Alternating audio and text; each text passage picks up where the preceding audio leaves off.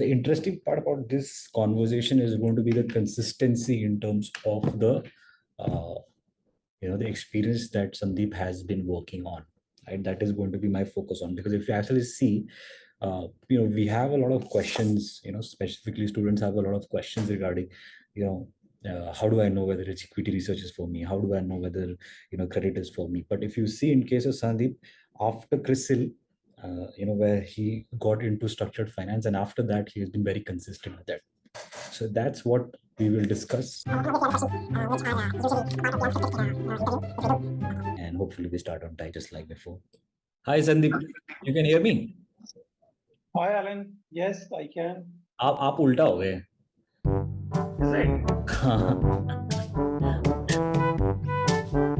नहीं, अभी भी उल्टा हो गया, अभी दूसरे साइड से उल्टा हो गया. हाँ, ये सही है. हाँ,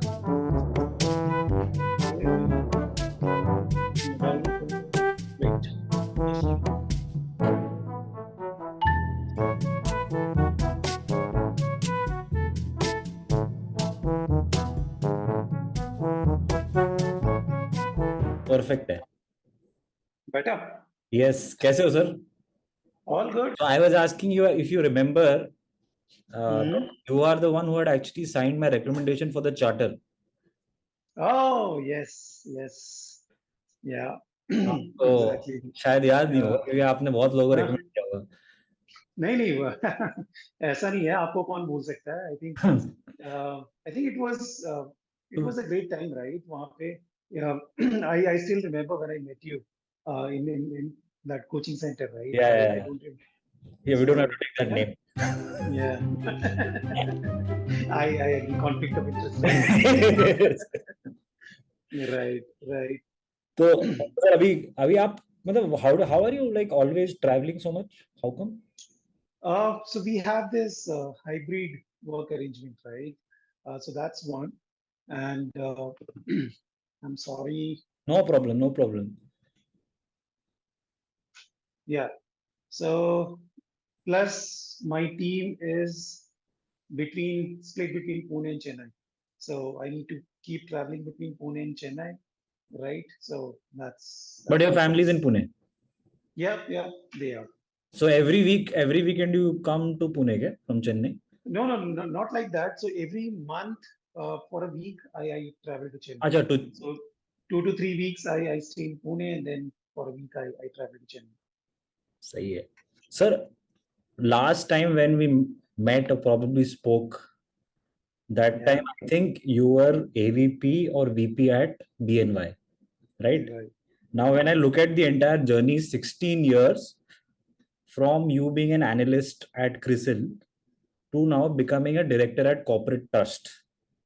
Right. तो अगर आपको इसको थोड़ा सा सिंप्लीफाइड वे में अगर आप समझाएं कि ये हुआ कैसे?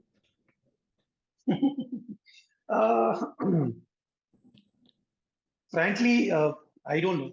I think I did what was expected out of my role, right? So, and then even in BNY, right, quite a few people in my team, they keep asking me about this question: how did you manage to reach at this level so quickly and all that, right? So there is no concrete answer to that. I think thing that I learned very early in my career, Aaron, and this is something that I keep sharing with everyone who comes to me for any sort of guidance, right?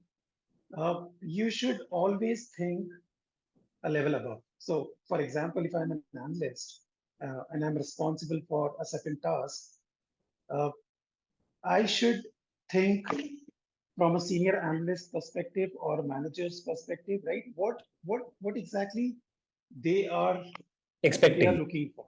Yeah, what exactly they are looking for, and how different is their role compared to my role, and where all can I start pitching in while I'm an analyst, right? So it's not about getting into that role and then start doing things. It's about preparing yourself for that role. So when the opportunity comes, everyone can see you are already doing part of it, right? So you are ahead of the curve. So does it also mean that you are doing things in your job which probably nobody is telling you to do, or you're probably nobody is paying you to do, and that probably gives the management I mean, most of the managements, a positive sign. Exactly. Is that what you're saying? Exactly. Yeah. Okay. And that's what it is, right? And in corporates, right, you will always have tasks which very few people are willing to take up, right? Because those are challenging. And when you raise your hand and take up those tasks, that makes a difference. एक example दे दो, ऐसा एक example ताकि सबको समझ में आए, क्योंकि ये तो मैं बोलता हूँ सबको, लेकिन किसी को ना ऐसा लगता है कि ये फिलोसॉफिकल है. Right.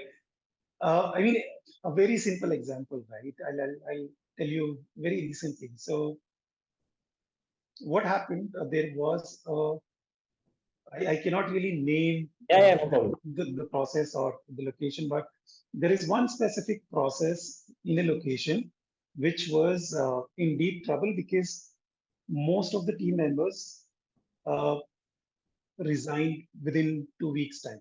Acha. Right. So, I mean, it was a small team, 10-member team, and 8 of them resign in like 2 weeks' time. And that process was in deep trouble. Now, that process really needed help, and that had nothing to do with what Correct. what I am doing or what my team is Correct. doing. So when the management was really looking for someone to step up and support that function because it has direct impact on the client, I said, I'll take it up. And obviously it was not possible for me alone, right, to do something of that sort. So I spoke to some of my team members who were really enthusiastic and willing to do such task. And I mean, it was 3 months of hard work, but it made the difference. This is recent, or you're saying this is like old news? This is a couple of years back, not very old. Okay. Yeah. So that is when probably you were at VP level.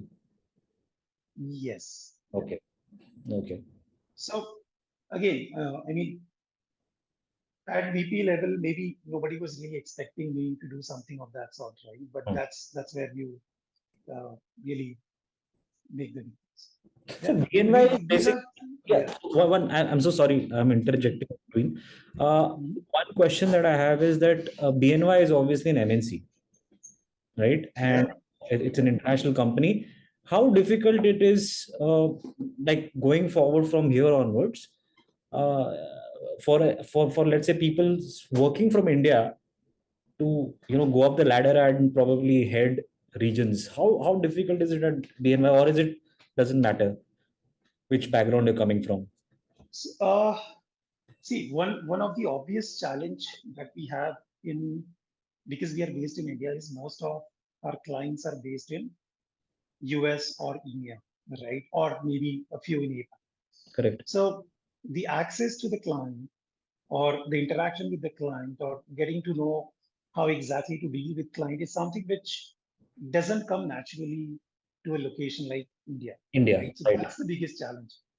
But again, it might take a little more effort compared to what it takes for people in other global locations. But I believe it is doable. I mean, we have had cases in BNY where people have done really well, and because the senior management onshore they had confidence in them, they actually moved them to other locations and got them into some really critical roles.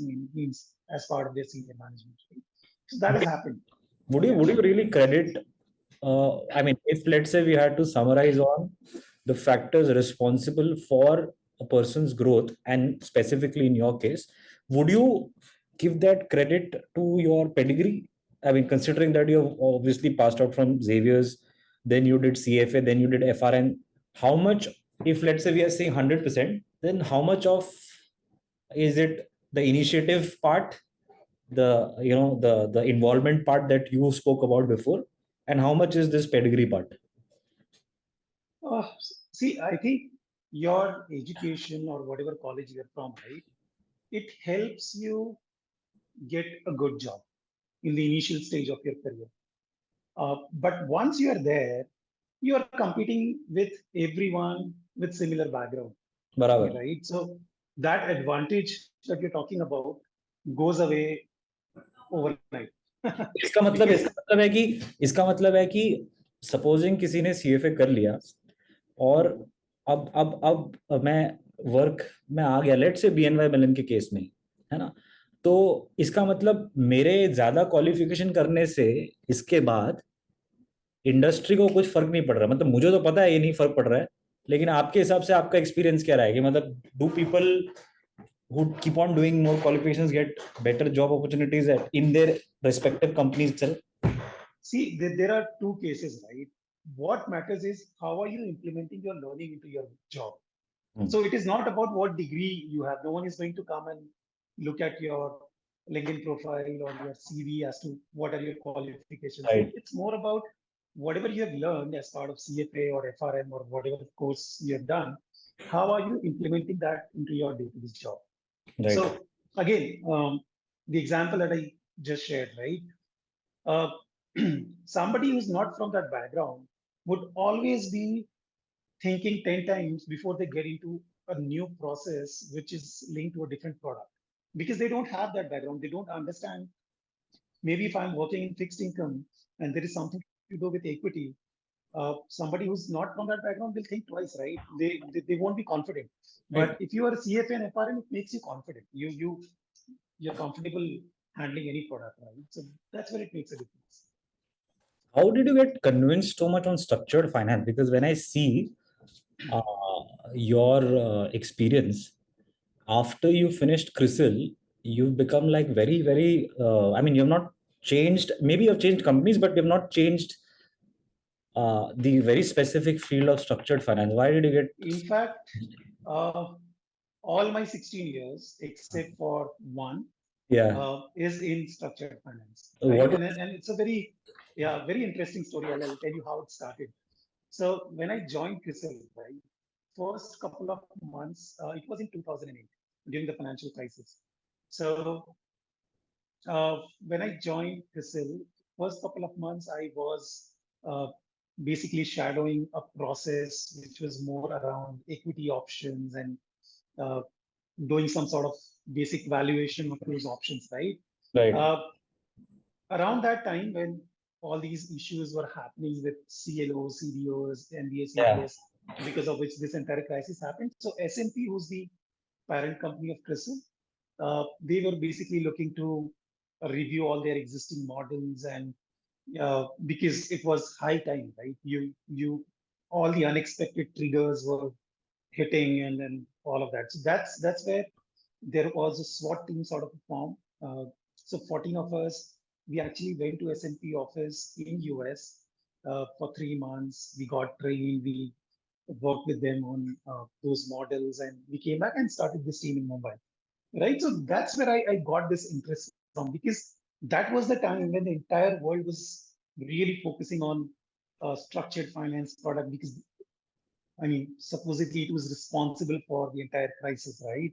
So I think that's where it started from. And then as I continued to work on it, there is so much into this field. You can never stop learning, right? So I think that's what really made me interested in that. So first was with CRISIL, which is primarily from a rating perspective of structured finance. Now in BNY, so BNY is more of a trustee, right? So the roles are different. The product is the same, but then the kind of role that we play is different. So yeah, that's how it is. And then uh, once you have that sort of an experience and expertise in one product, there is no point changing your Just a technical question out here, since you also experienced 2007, the entire chaos of 2007, how has the, obviously those products are still there.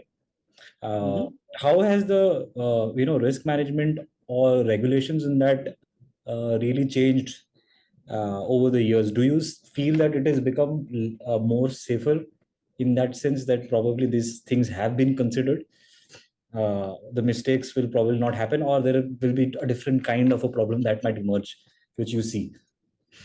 No, I think regulations have definitely improved, right? There are a lot of constraints. There are a lot of oversight, right? The kind of assets you are packaging and securitizing, right? And that's what really makes a difference. So the primary issue that happened in 2008 was the quality of assets which were being Right. packaged and sold as bonds to various investors. They were very low quality, right? And because the housing prices were going up continuously, so nobody really bothered who's the one we are providing loans to, their credit scores, their credit background, all that didn't matter. And that really resulted in this entire fiasco, as we call it, right? Right.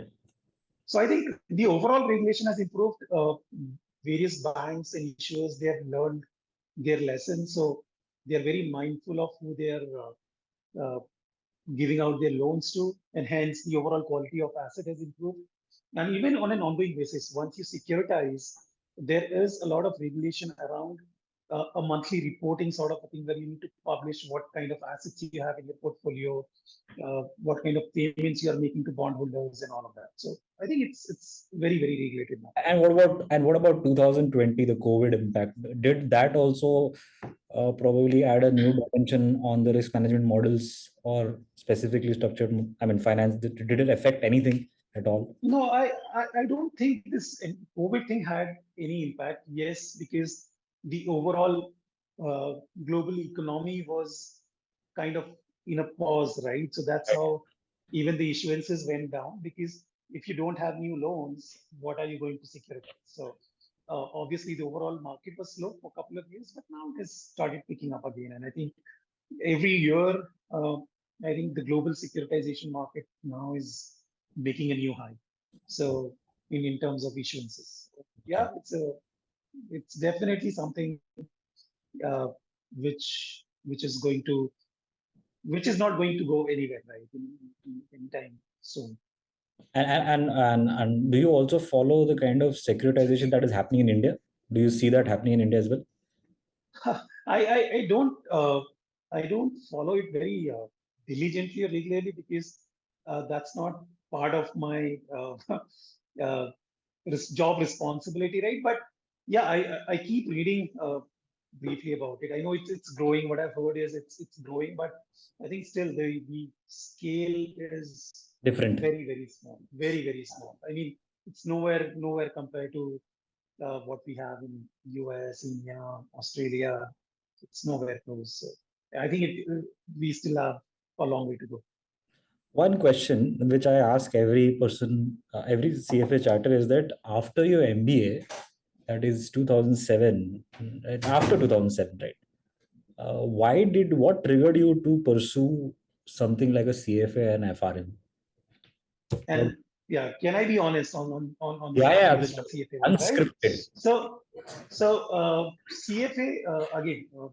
I mean, to be very frank, I I was in my MBA college, right? 2006 to 2008 is my MBA duration. So in my batch of 120 bright students in Xavier, we had 150 engineers, right? Corporate. From IITs, NITs. There were only five commerce background, including me. And even out of those five, three were chartered accountants, and two of us were just plain vanilla commerce graduates. So uh, during the summer internship, I realized uh, even if you are in a good college and if you want to secure a good job and if you really want to do well, you will have to differentiate yourself in some way, right? From your batchmates again. So that's what really triggered. And then when I heard about this CFA thing, I think it was relatively new then, and How did you we were discover not have. CFA? Because that time probably the very few people knew about Yeah, CFA. exactly.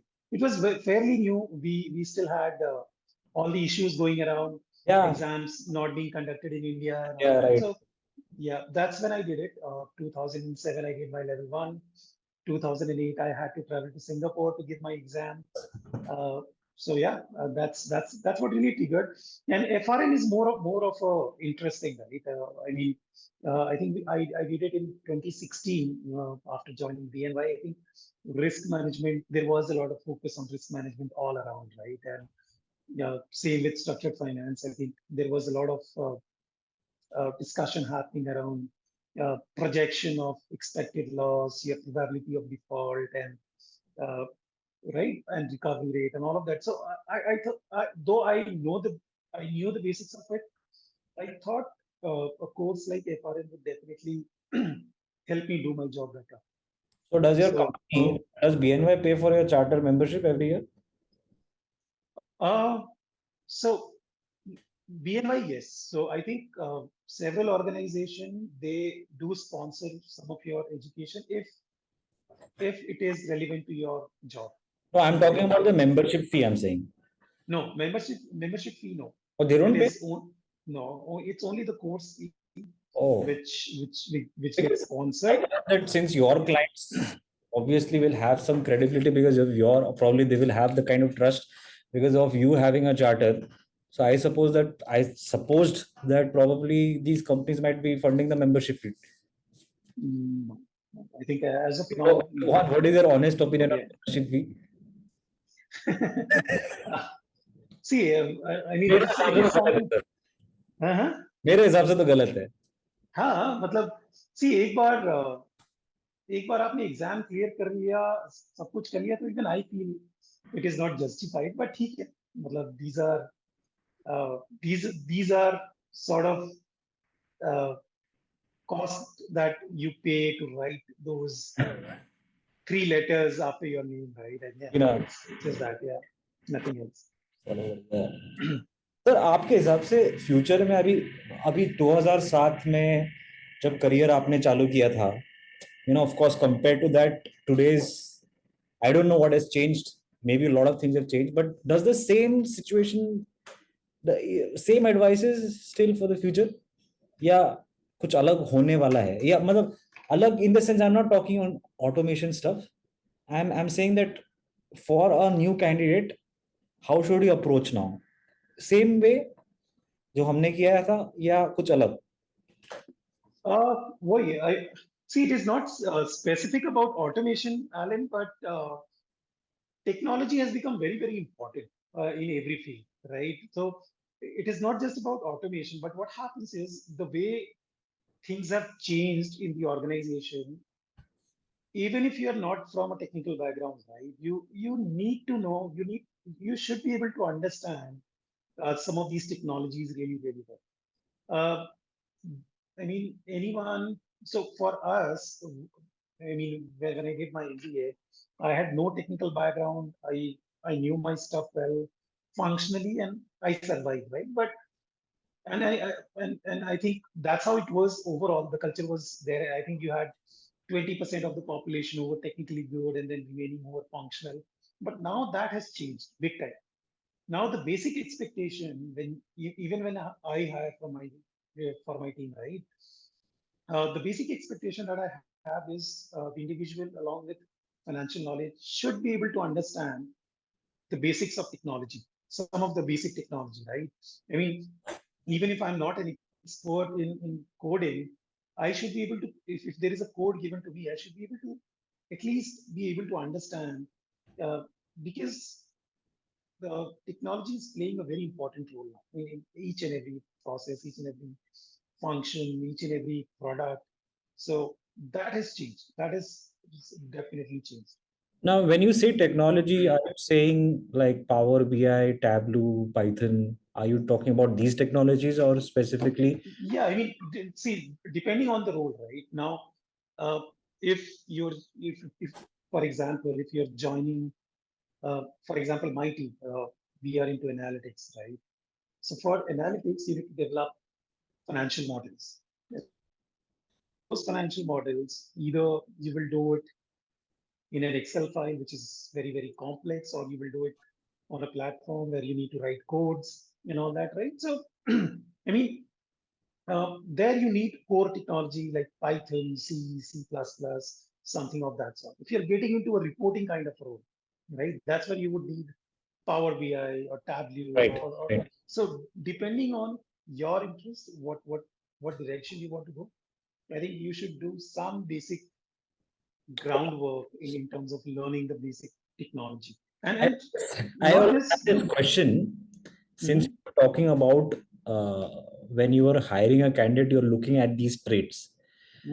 I had a related question on that. Is that if, let's say, has it changed in this way that today, if there is a BCom guy, plain vanilla BCom guy, but knows what you are asking and probably has done the extra readings and the extra, not so formal courses in developing that knowledge, has the industry evolved to certain level that to such a level that today they will hire even a BCom compared to probably a more having a lot of qualification, a person with a lot of degrees for that job, provided that he has the knowledge? I mean, yes, not that we have not hired. See, there are different levels, right, at which you hire. So that may be different. That you may be hired as a analyst compared to an MBA who would be hired as a senior analyst. And I'm just giving you some examples, right? So that might be different, but I think uh, as long as you know your stuff and uh, you're able to convince the hiring manager in your interview, I don't think there is any reluctance as such to not hire a graduate, right? Was it the same before 10 years back? Uh, maybe no, because it, things have evolved. Maybe the number of roles were less, and people were not as confident. Maybe, and I'm specifically talking about MNCs, right? Maybe some of these MNCs were not very confident about the kind of skill set they will find in India. So they were specifically focusing on premier institutes with a certain background. So they could be sure that they will get the right talent. Now things have changed. Now I think they know the kind of capability India has and the kind of things we get done out of India. So definitely things have evolved over a period of time. What is, sir? I mean, we have heard about finance, specifically finance and financial services, obviously having a big impact with automation. And when I say automation, I'm talking about machine learning and NLP. Artificial intelligence. Right. Yeah. So how is that reality? I'm saying because the overall general understanding is very different compared to what the real understanding is. So what is your real take on how is automation actually affecting work? Is it enabling and plus creating more jobs, or is it also taking away certain jobs which probably do not require a human intervention?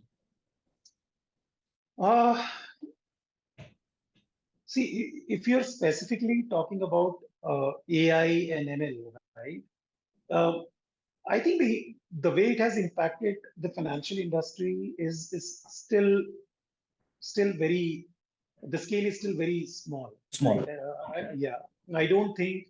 I mean, yeah, we keep talking about implementation of AI in different areas, and it's being experimented, but I don't think it is there where we can really assess the impact of it, right?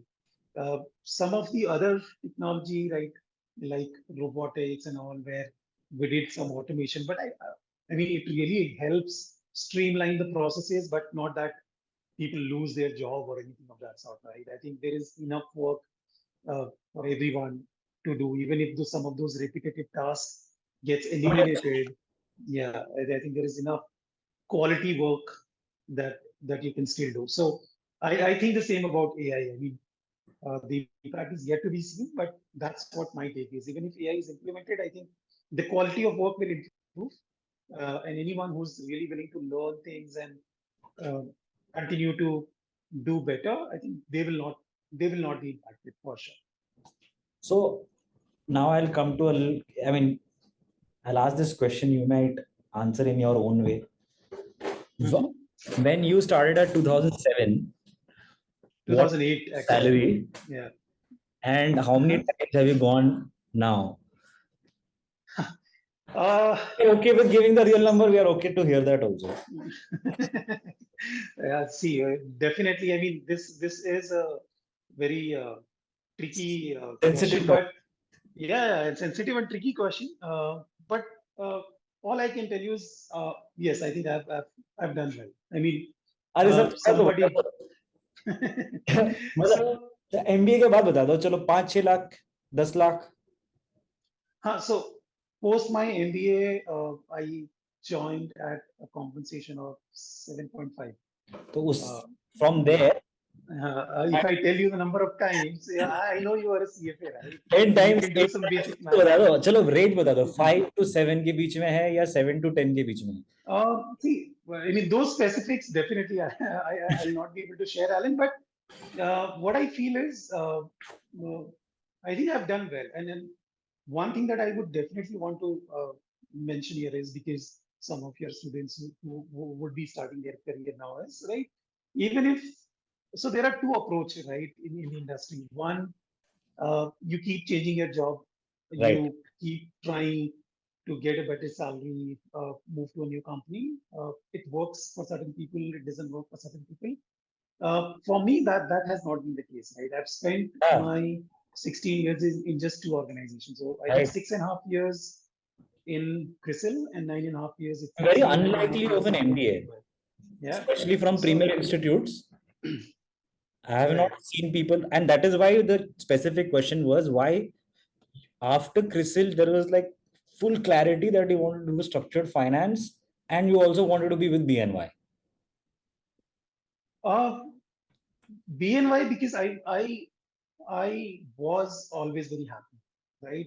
I Okay. mean, so my thought process was, just because somebody else is changing a job, I don't need to change a job, right?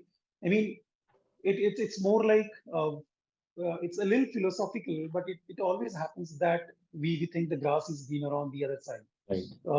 If you we believe, our maybe I'm not paid well, or maybe I'm not doing well in this organization. Maybe that organization is paying really well, and if I move, that will be better for my career. So it can be, but at times people changing job just for the sake of it, I'm not a big advocate of that, right? I think But there must have been you should. instances in your career, not now, obviously, but let's say at manager level or senior analyst level, Mhm. where those thoughts and those opportunities might have come your way, Yeah, where you had yeah, to choose.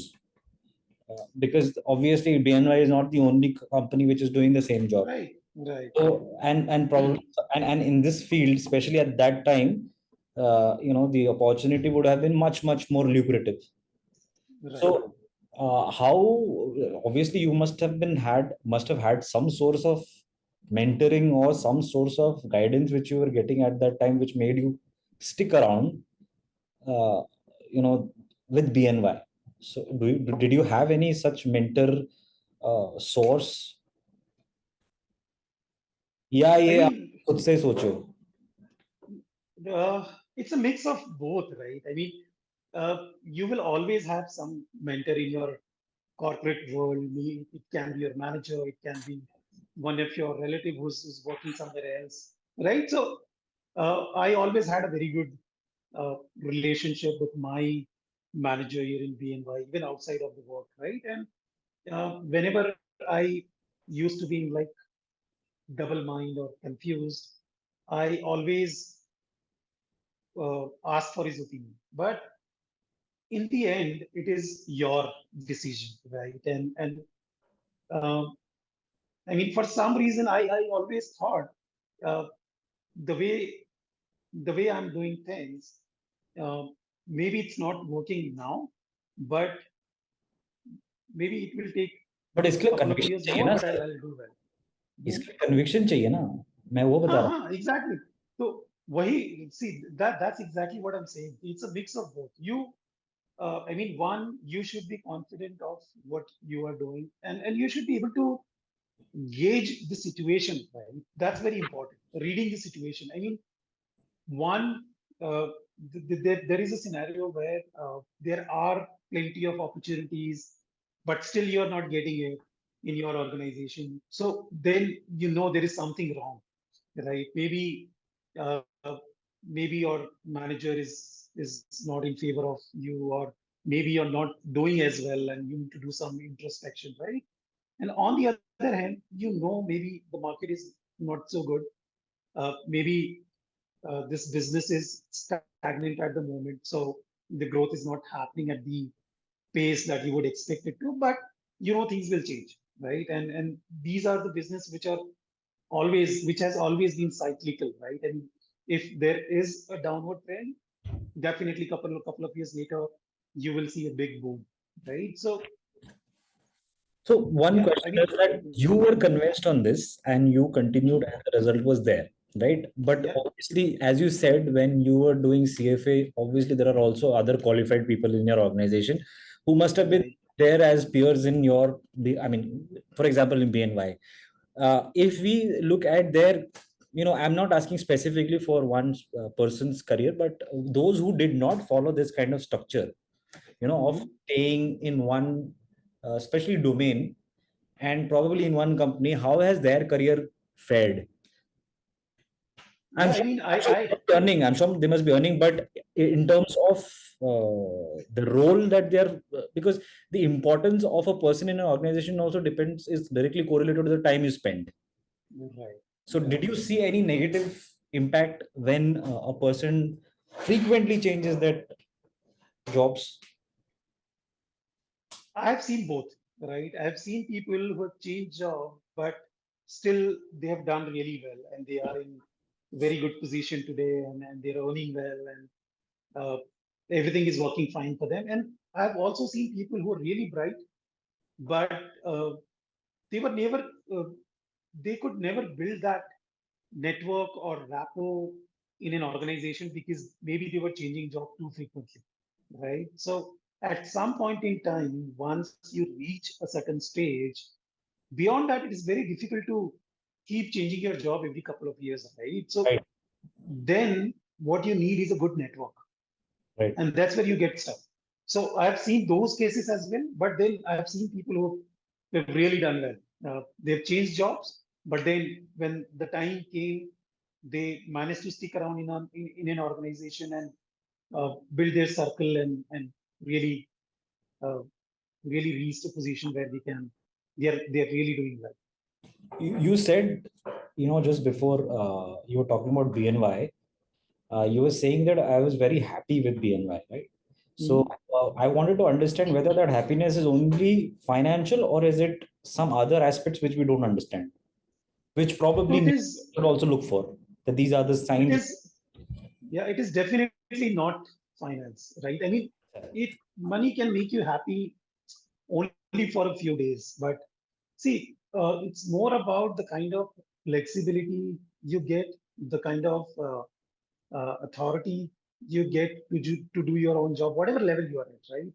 Nobody's really micromanaging you or telling you what how you should do it and right and what time you should come to office and what time you should have your lunch. So all that is very very important because um, I mean as humans, right? I mean you can only take instructions to certain Right. level. Beyond that it frustrates you. So I think that way I think it's a great organization. I think the kind of management I had who I was reporting to, I was very very lucky.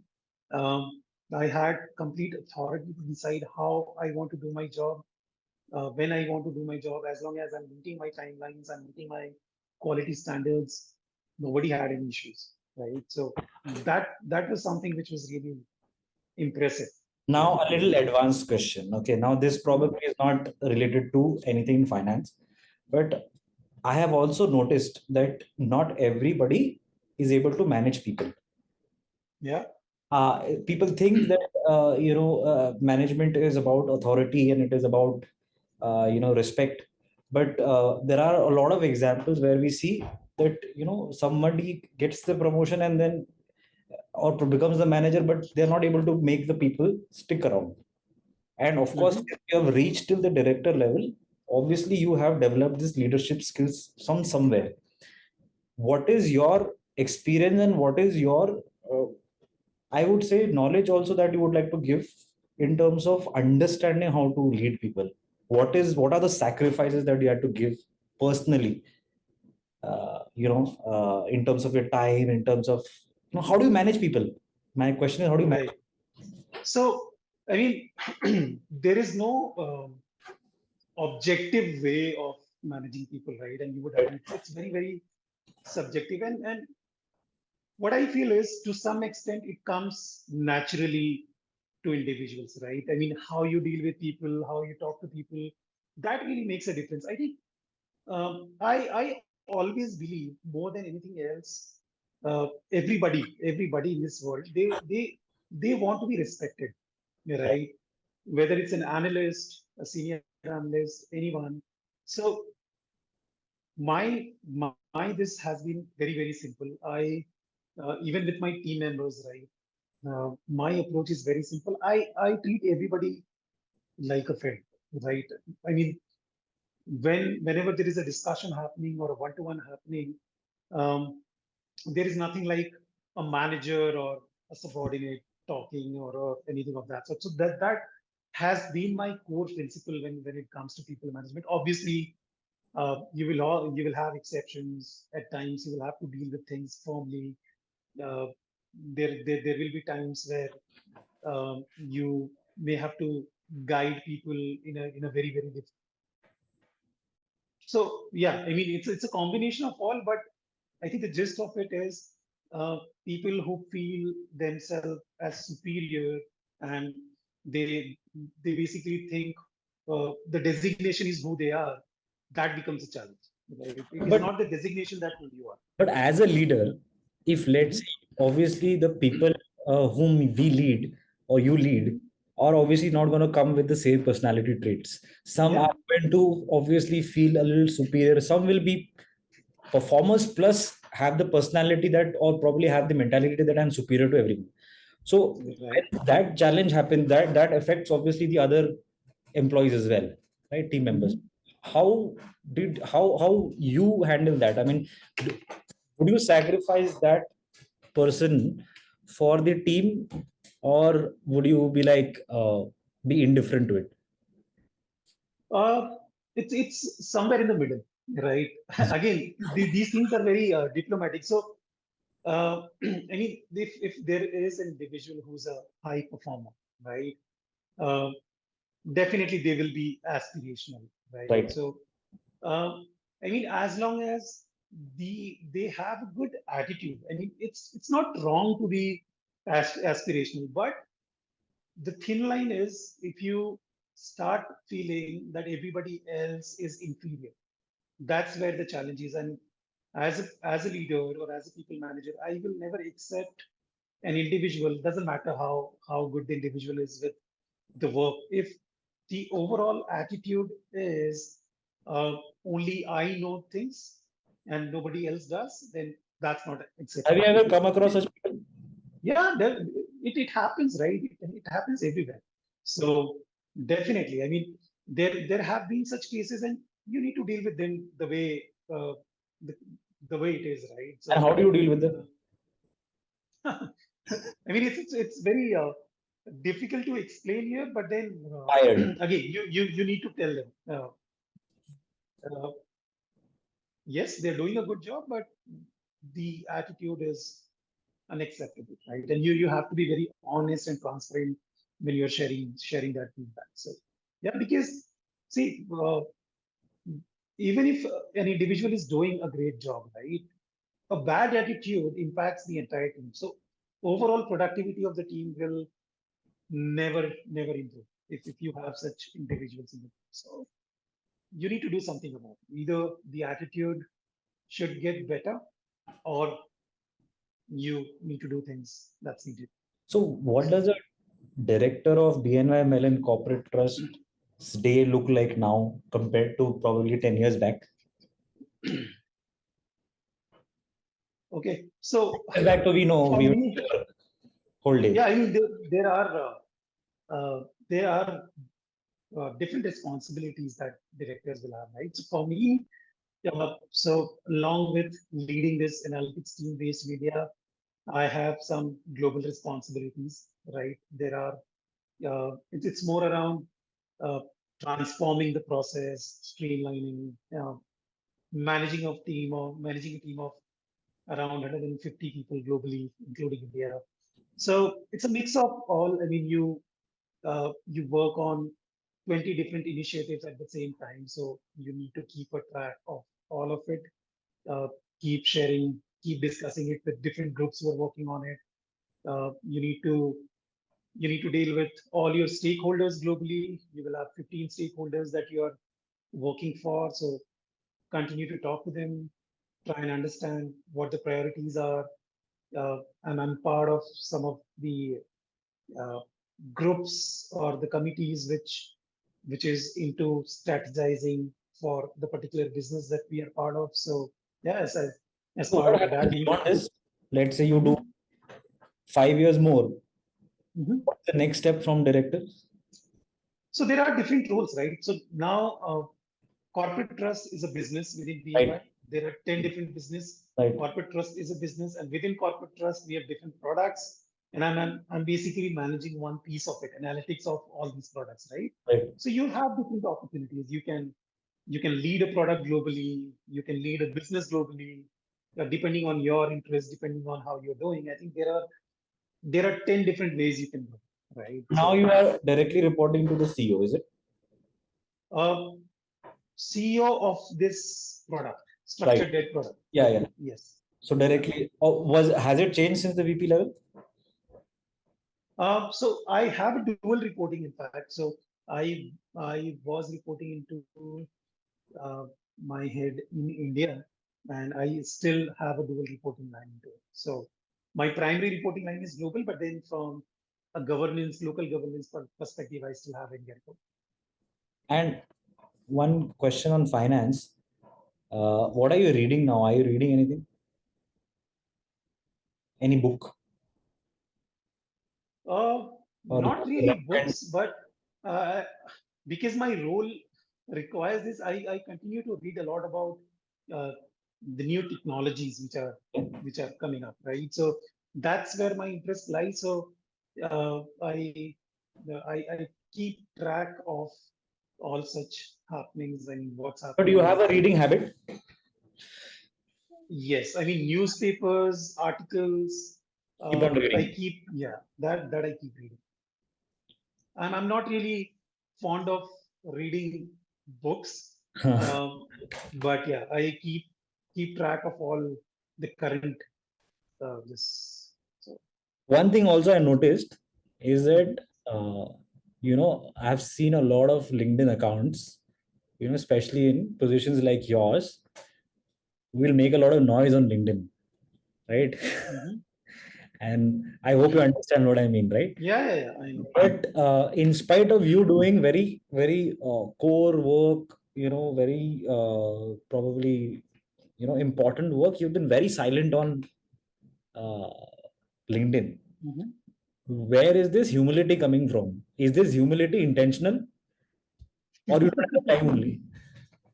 Uh, Again, it's more of a individual trait, I would say. I mean, I have always been someone who believes uh, you should speak or share your opinion only when it matters, right?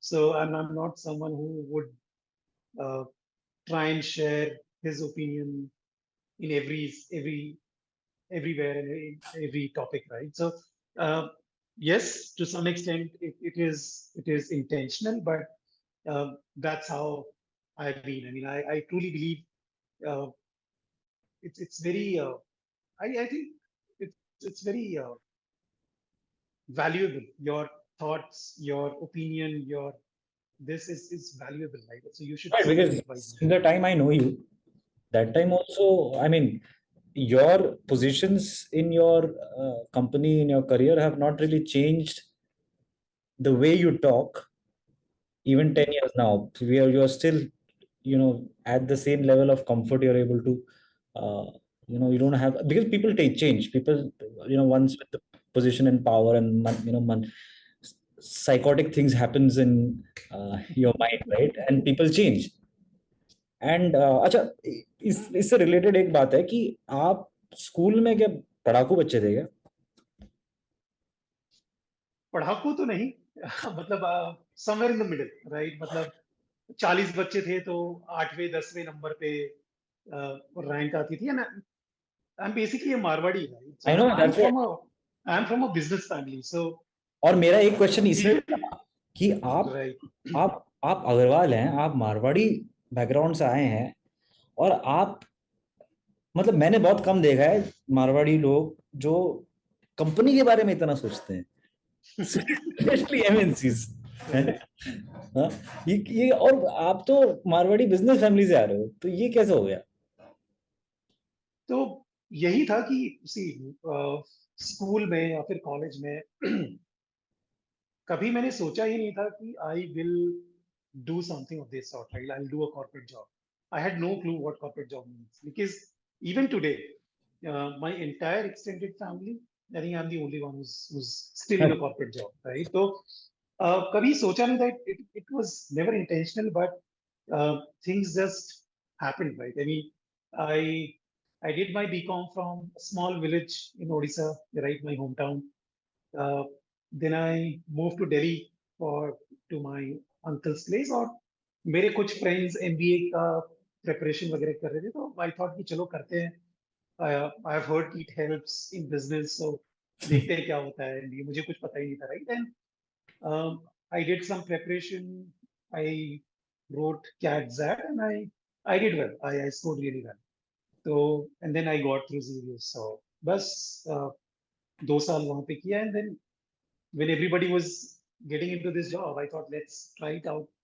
So इस तरह से, I mean, and once I started doing that job, and I kind of started liking it, right? So Sorry, that is business में you, yeah, so business में you deal with the traditional business, you deal with certain kind of people. यहाँ पे you're dealing with a different set of people. So I kind of started liking it. So what is the next yeah, plan that's now? uh so you would have figured it out by now. Ki I'm not someone who goes with a plan, right? Everything happens accidentally to me. So uh, no plans, but yeah, let's catch up after this call. So And we'll discuss about some of our plans. right. Thank you, Sandeep, for joining us for Industry Unscripted. I'm so thankful that you joined, and you agreed to come without any requests. आप, मैंने आपको एक बार बोला, आप आ गए, and thank you so much. No problem, Alan. Thanks for inviting. I think I really hope some of these things helps Exactly. your students, right? So if in any way it helps, I'll be very happy. Thanks for inviting. Thank you, Sandeep.